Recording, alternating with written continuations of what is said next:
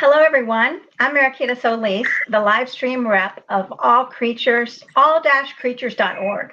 All-creatures.org was founded in 1998 and is a leading resource for faith-based animal rights veganism.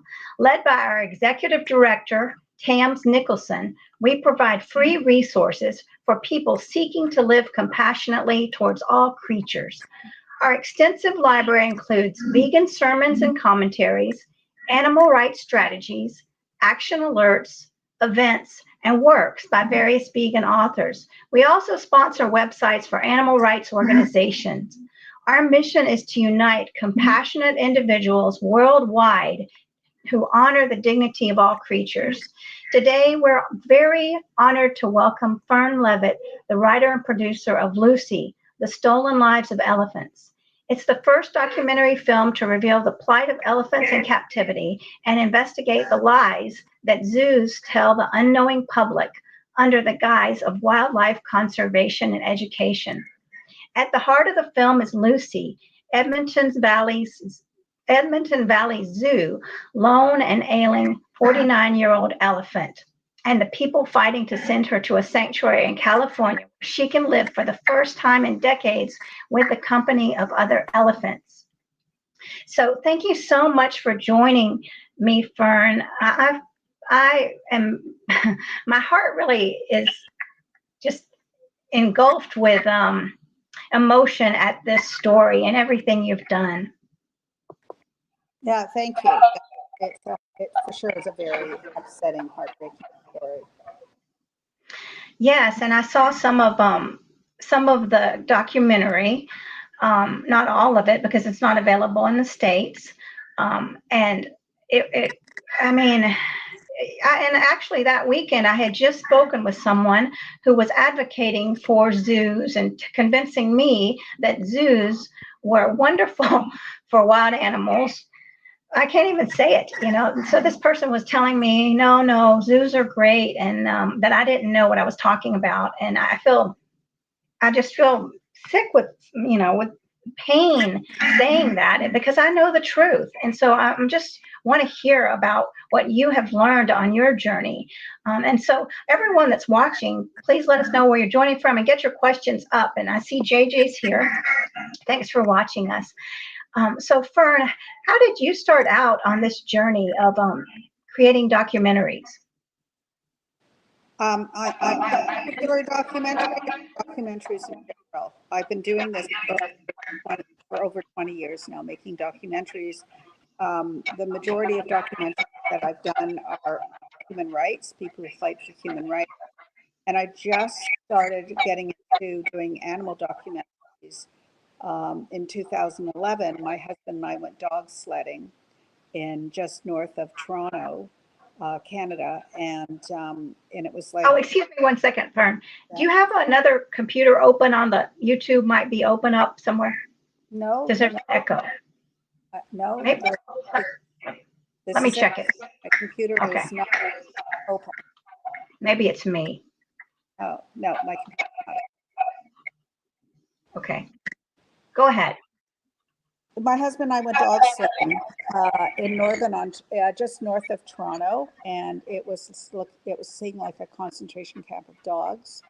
There were like 200-300 dogs, all in chains. We were shocked by what we saw and the conditions that these dogs lived in.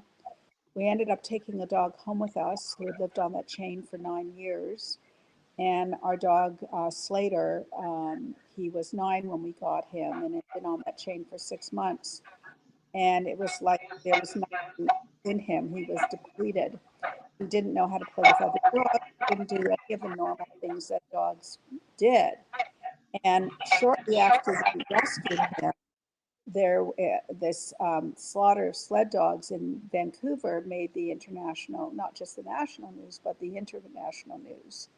And in Whistler, BC, there were 50 dogs that were killed by its owner because they had too many dogs. They were losing money. It's legal in both our countries, Canada and the United States, to shoot your own dog because they are considered our property. I didn't know that. And so between rescuing our dog and then hearing about the slaughter of the sled dogs in Whistler, I decided that I would make a documentary, and that was my first documentary on animals, where it was an investigative documentary revealing the cruelty of the commercial sled dog industry, including the infamous Iditarod. And luckily, our national broadcaster, the CBC, our public broadcaster, gave me the go-ahead to do it. And it was a difficult film to make because these dogs are our best friends, and watching their suffering was extremely difficult. Um, I was lucky, though, because I gave the film to PETA, and PETA used the film to go up to the sponsors, all the sponsors of the Iditarod, and they saw the film and they dropped the sponsorship. So PETA is still determined to end the Iditarod, but they've made a huge stride because they've been able to, since the sponsors have dropped, the prize money is next to nothing. And where they used to have 90 mushers competing in the Iditarod, now they have less than 30. So, it's people are recognizing that what's going on in that race is cruel. And so I'm very grateful to PETA. But that was my first animal documentary. And then I thought, I'm not making another one because it's very difficult emotionally to make these films. Because I just don't make them, then I fight to bring about changes. And then somebody sent me a picture of Lucy, the lone elephant that lives in Edmonton, Alberta. And I see a picture of this elephant, and she's in this concrete enclosure with these painted palm trees on her concrete walls. And I took a look at that and I thought, oh my God, this is horrible. Not that I'm not aware that elephants do live in zoos in Canada, because they do. Um, and so I thought, okay, I have to help her. And thankfully, once again, CBC said yes, that they would give me the green light to make this film.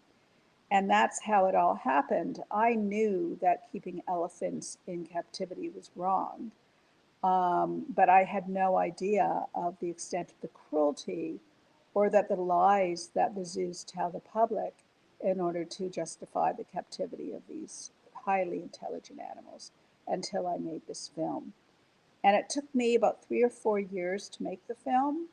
I spend a great deal of time in research because I have to know all the latest research, all the latest science related to elephants in captivity, because that's how I approach every film I make.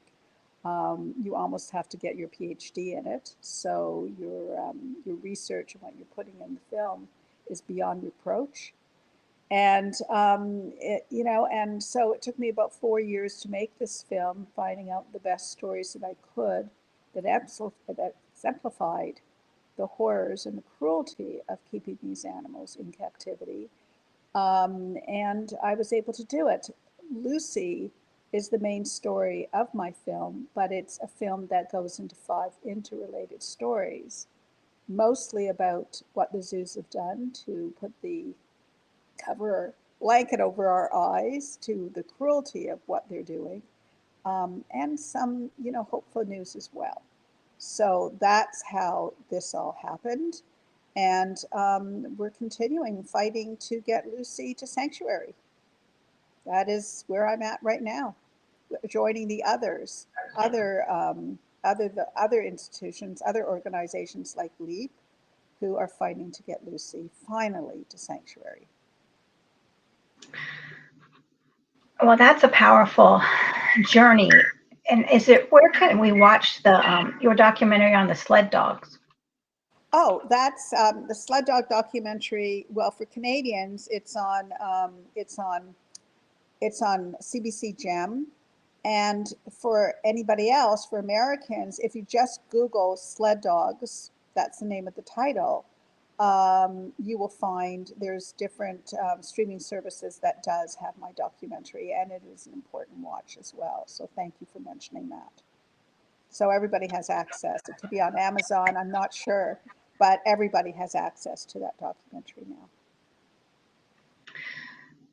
Well, this is so important to get the word out. What are some myths that zoos perpetuate?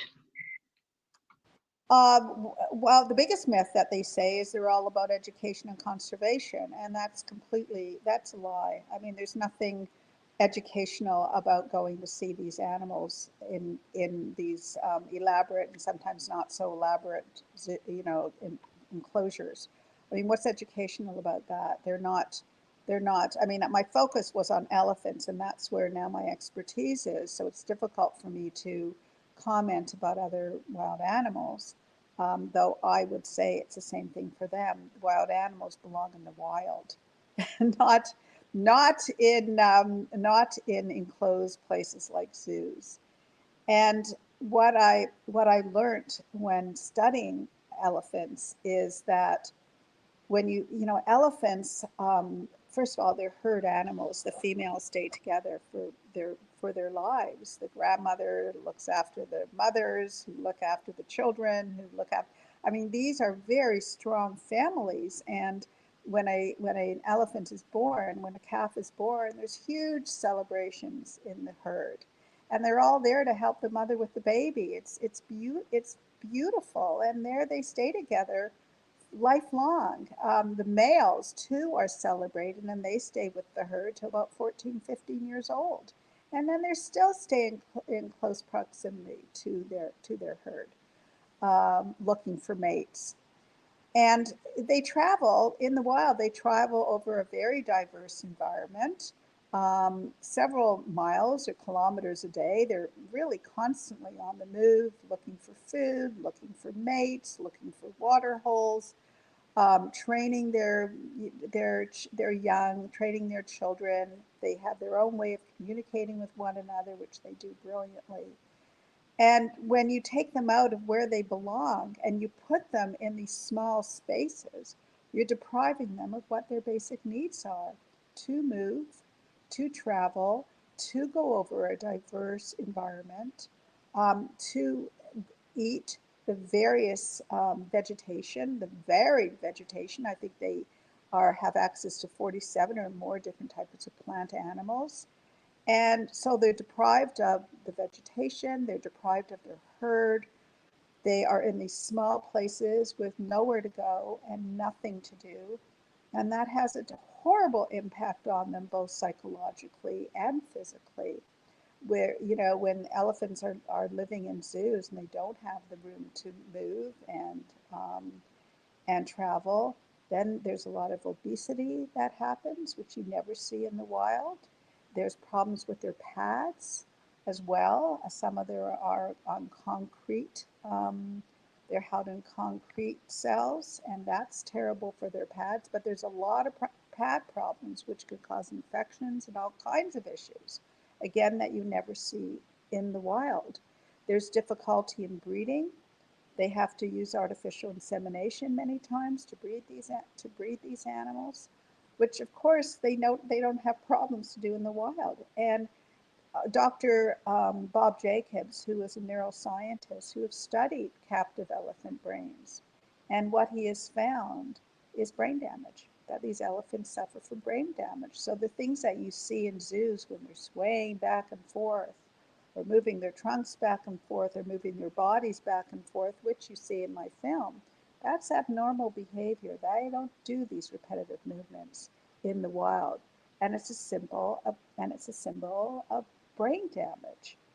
And so here we are keeping these magnificent animals in these tight, confined places, causing both physical and psychological damage. And the zoos, of course, will never tell you that. They'll never tell you what keeping them in captivity does to them. But that is what my film shows and points out. And the other important thing for people to know is that elephants, as all wild animals do, serve a very critical role in the wild to help support our ecosystems. So when we take them out of where they belong, it's not only dire to these animals, it's dire to our planet, and therefore it's dire to us.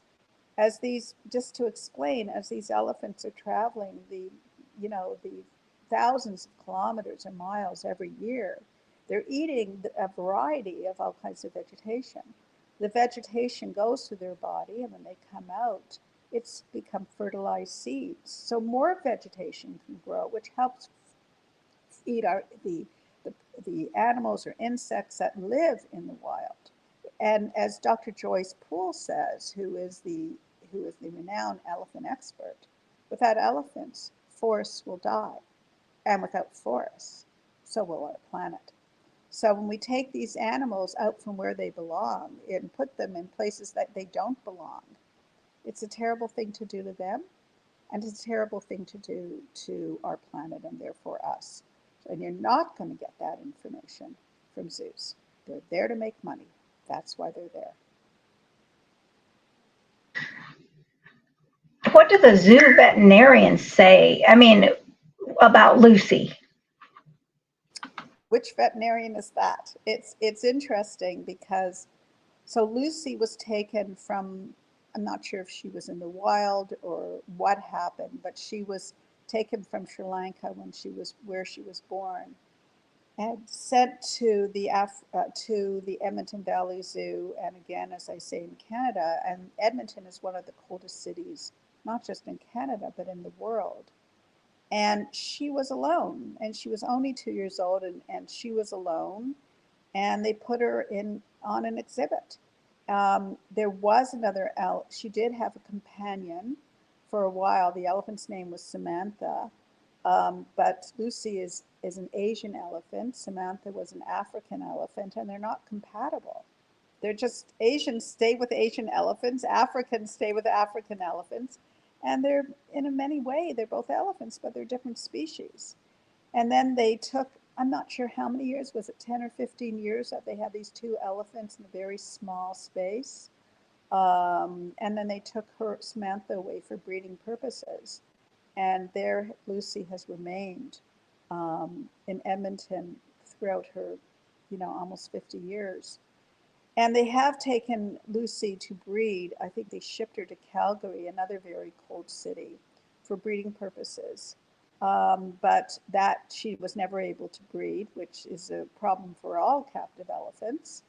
And so therefore, and so she's been basically, other than going back and forth to Calgary a few times for breeding purposes, certainly not for helping Lucy. She's been living in that small, confined place. And since our winters, especially in Edmonton, are so freezing, she spends a lot of time in the winter alone. And the hurting part for me is, even though she has, her human trainers with her during the day, at night, she's alone in this closed compartment. And elephants are never alone, especially female elephants. So her vets.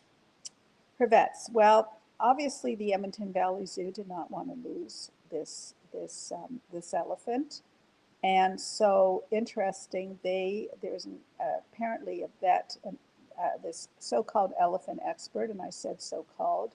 And his name is Dr. Oosterhuis, and he's American. And before they brought him, the Edmonton Zoo brought him to examine Lucy and assess Lucy, he was one of the 10 people who went to assess this other elephant named Maggie, who lived at the Alaska Zoo. And she was failing, obviously. She also was alone in, as cold as Calgary, as cold as Edmonton is, Calgary's even colder, and she was alone and she was failing.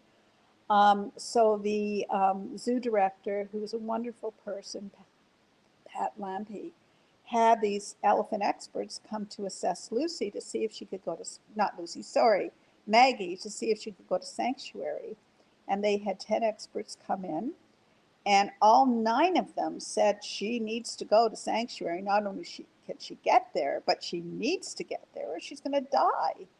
And the only one who was against sending Maggie to sanctuary was Dr. Oosterhuis, the vet that they brought in to assess Lucy. And what he advised for Maggie was to build a, oh my God, I'm sorry, what is it that you run on? When you want to run inside, what is it that's called? A treadmill. He advised that they get Maggie a treadmill. Now, elephants don't use treadmills. It's not something elephants do. So they spent all this money that they didn't have, was it $250,000, something like that. They spent all this money on a treadmill. And of course, Maggie didn't use it because it's absurd. And Patrick Lampy, the director, could see that Maggie was failing, and he convinced the board, or just said, she is being sent to a sanctuary. And thank God she was sent by plane to sanctuary, where she went to Pause in California, a sanctuary for elephants, and she thrived for 14 years. And if you get a chance to see the film, and I'm certainly hoping that you do, because we do plan on getting this film on streaming services internationally, including America, the change in this elephant was extraordinary.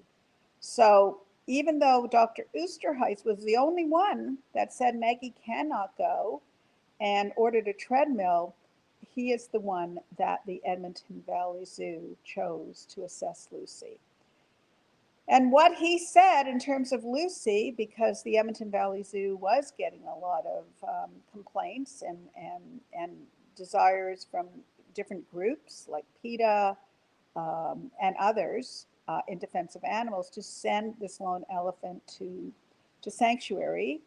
Dr. Oosterhuis said that she has a breathing problem, and that if she goes to a sanctuary, she will die on a 2-day journey to sanctuary, where she would be monitored and carefully handled by expert and veterinarians that do this all the time.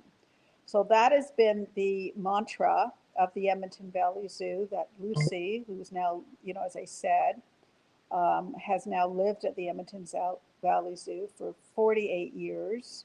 That has been the mantra that from the vets that have examined her, all have been associated with zoos and circuses, so they're not exactly objective. And the only time that they had an objective vet examine Lucy was in 2022, where Free the Wild Sheriff's Foundation convinced the zoo to allow independent vets to come and examine her. And they had a husbandry expert and an elephant expert who works on transporting elephants from zoos to sanctuary. Dr. Trish London, she does this all the time. They examined Lucy and said that not only is she healthy enough to go to sanctuary, but she must go to sanctuary, and she must go now. And the zoo chose to ignore those recommendations, and there she still resides today.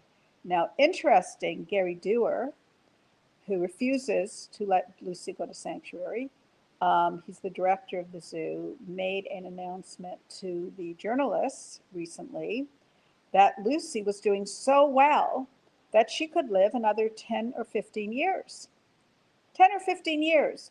But she could live another 10 or 15 years in that hellhole, but she couldn't withstand a 2 or maybe 3-day journey to a sanctuary. Sounds a little bit, disingenuous, to say the least. So it's heartbreaking. It's absolutely heartbreaking. I don't understand how the zoos can be so cruel. They have to know the truth. The science, this was a very easy film to research, because the science is there. It's all there. We know better now. We know that keeping elephants in zoos is cruel and inhumane, and goes against their emotional and physical needs. We know that. That's well documented.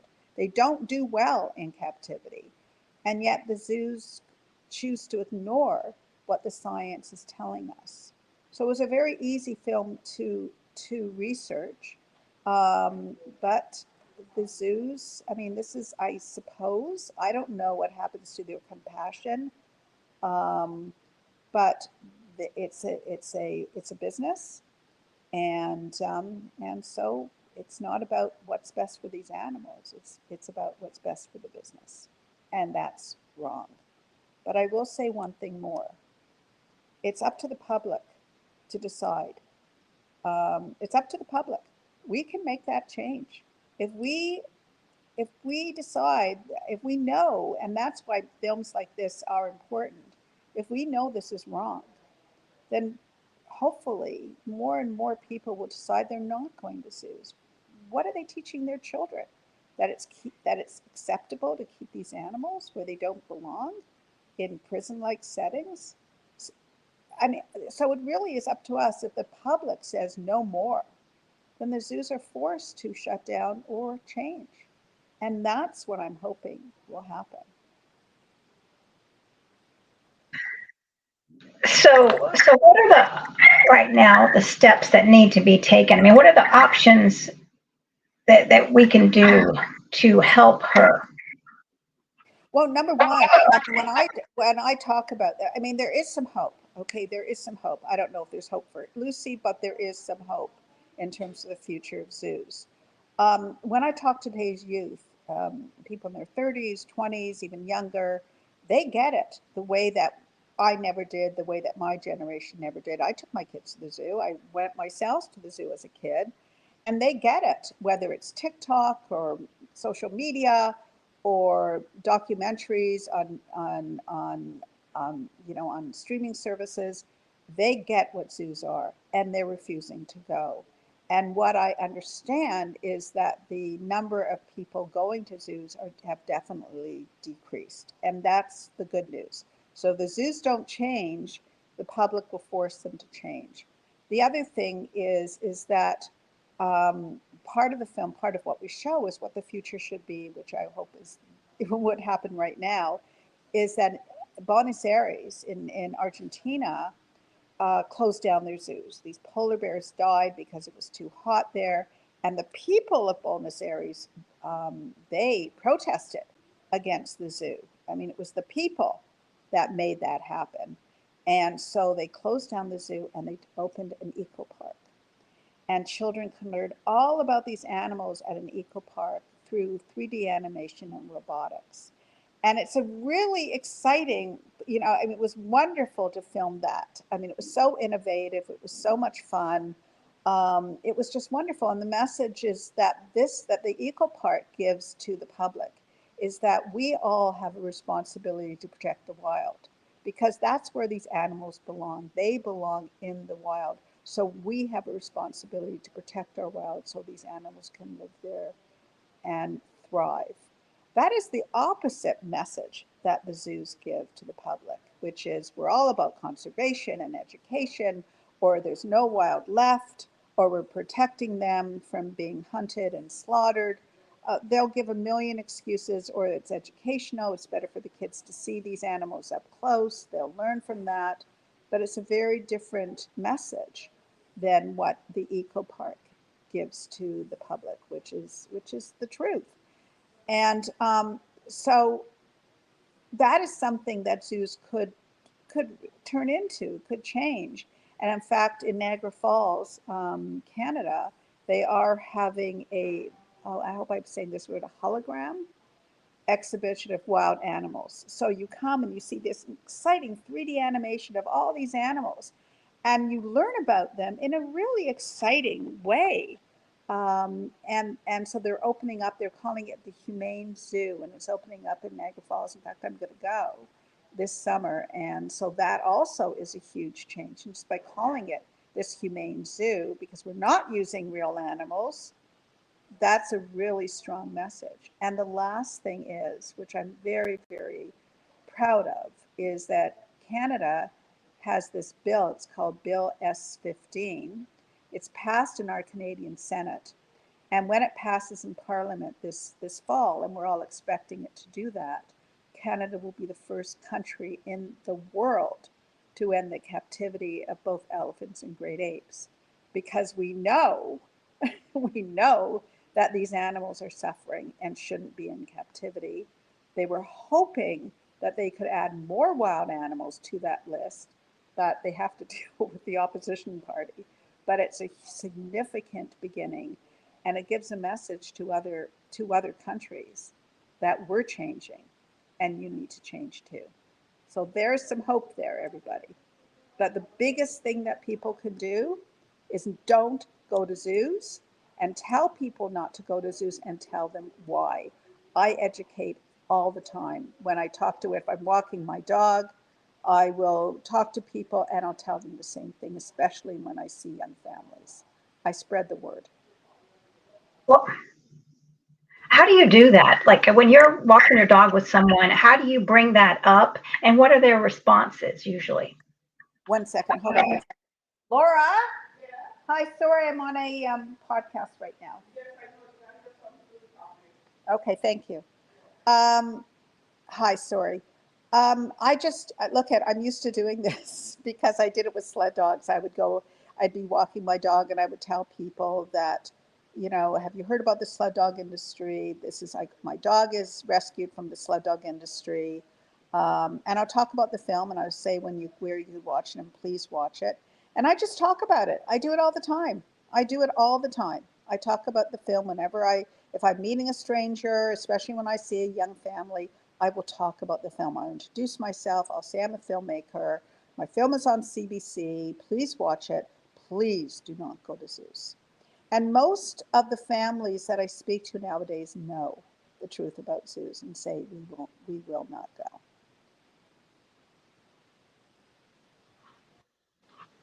That is amazing. I mean, I love that you take action so directly. You're not going to let anything stop you. Just get out there and have those conversations with people. What would you just say to someone that's scared to do that?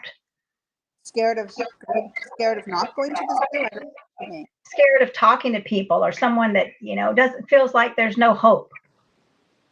Well, there is hope. I mean, there is hope. I mean, especially now in Canada, when that bill passes, that's going to make our national news. That's going to make our headlines.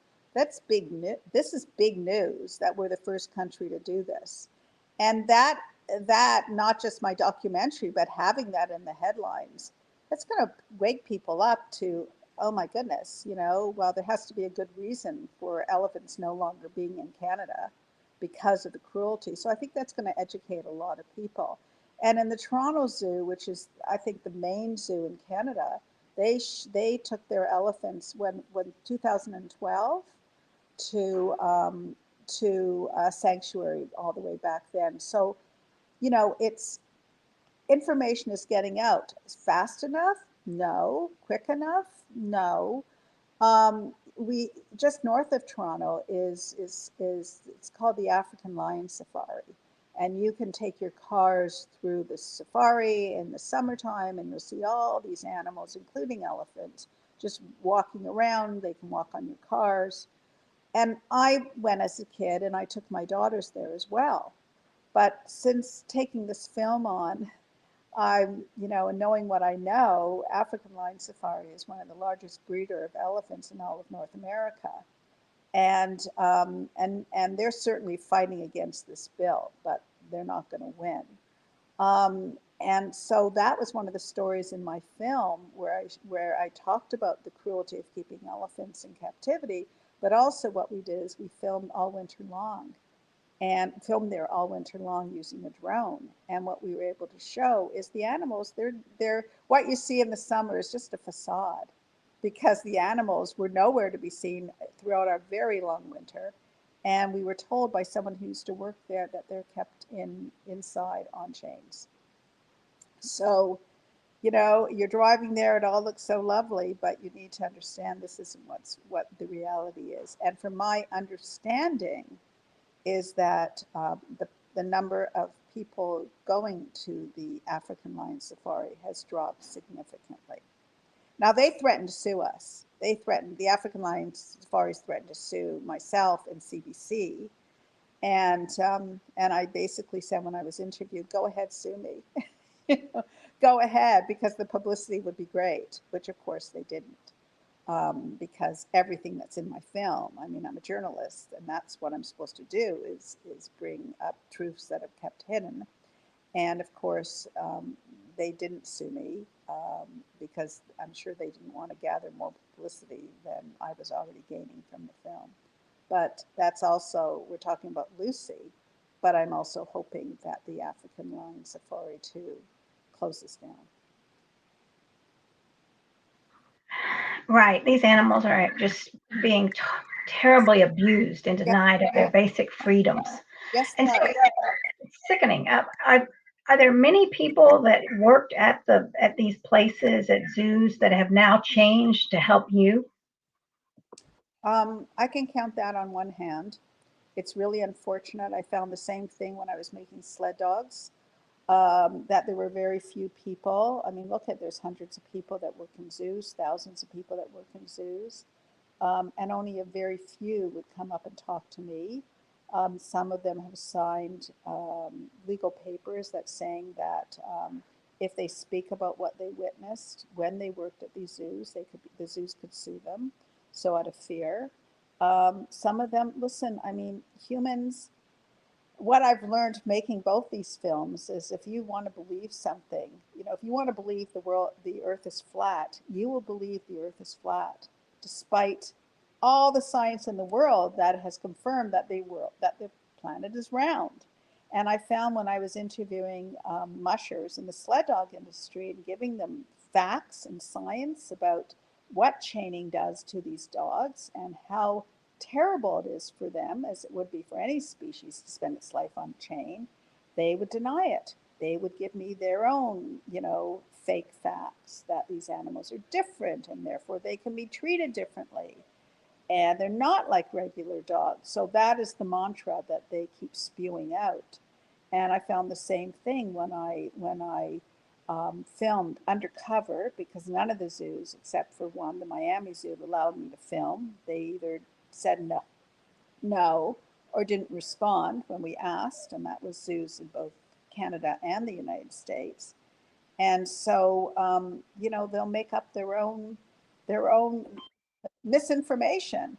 Um, One of the things that I asked when I was filming asked that a few times when I was filming, whether how do you justify when we know that elephants need to travel, for many kilometers every day? How do you justify keeping them in these small spaces?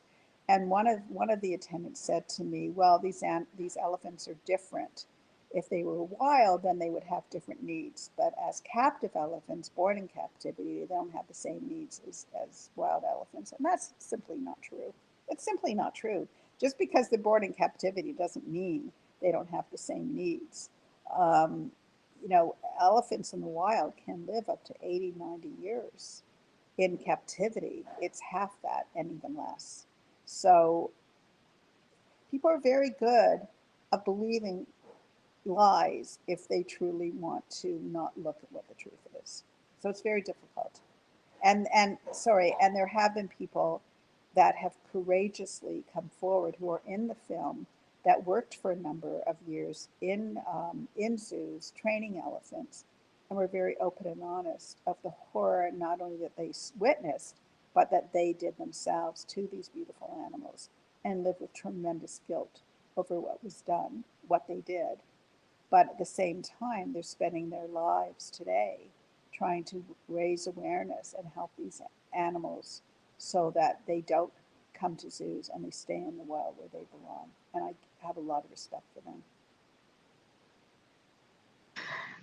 Yeah, I mean, the courage that takes to come out and say, I did this and I've learned, I mean, that is tremendous. I mean, it's very vulnerable, courageous, and it takes immense strength. So, I mean, what a blessing to have people that are willing to do that, because most people will just pretend and jump through hoops to say that this is right.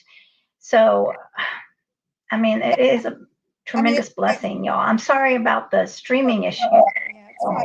It's what happened. It's what happened to me. I mean, as I said, I went to zoos. I took my kids to zoos. I took them dolphin swimming. When we were in different countries, we went elephant riding. I went through it too. And there were times I remember swimming with a dolphin in a pool in Mexico, and I knew it was wrong.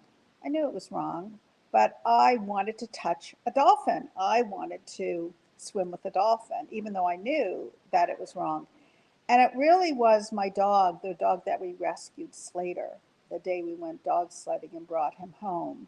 And I looked at him and I saw how depleted he was. and what a terrible life he lived because of our own ignorance and selfishness.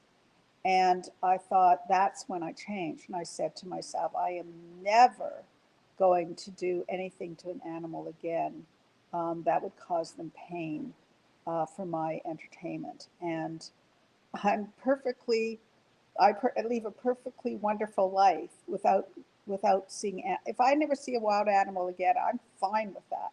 If I want to see a wild animal, I can watch documentaries about them. I'm going to go to that hologram zoo to Niagara Falls this summer.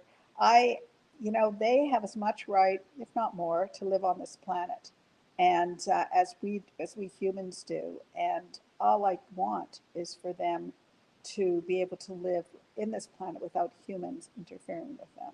So my dog changed my life. It was he that changed my life, and we owe them to give them the best life we can by just leaving them alone.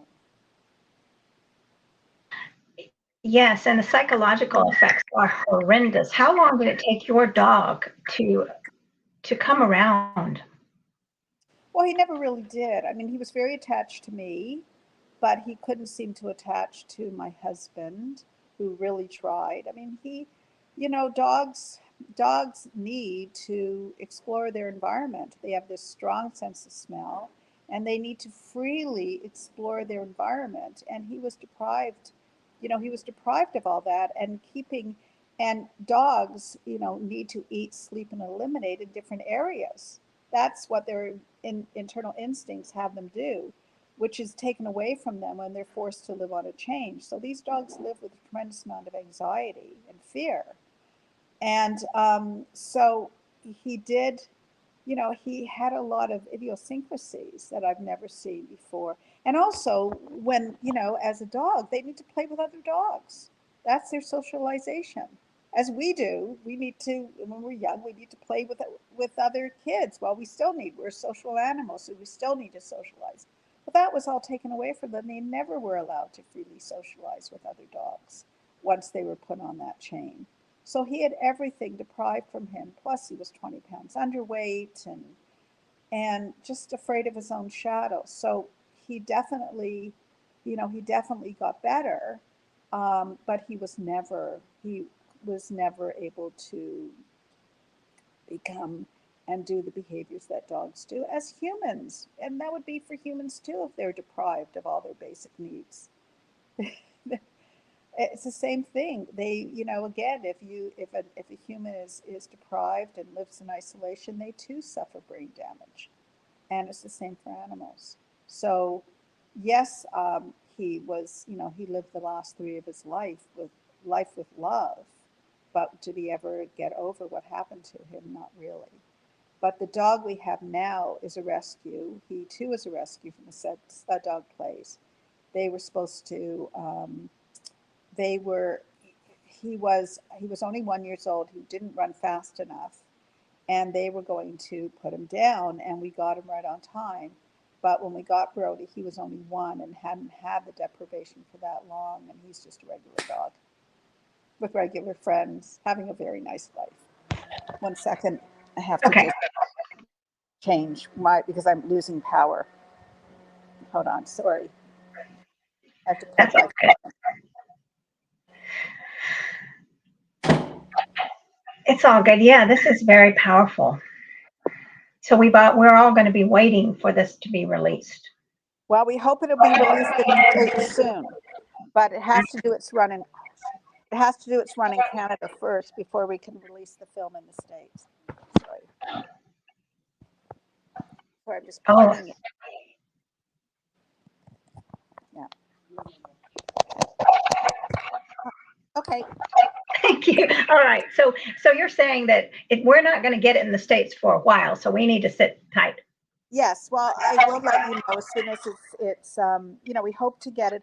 We are showing the film in LA. We are going to be showing the film in New York. And hopefully we will get it into the States as soon as we can. Great. Well, I'm in the Atlanta area, so I definitely hope it gets its way over here. Yes, we hope so too. And then, of course, once we get into the States, I know with sled dogs, we got a great deal of publicity. We were written up in the New York Times. We were written up in the paper in LA. We got a tremendous amount of publicity, and we're certainly hoping for the same, if not more, because zoos are ubiquitous. They're all over the world.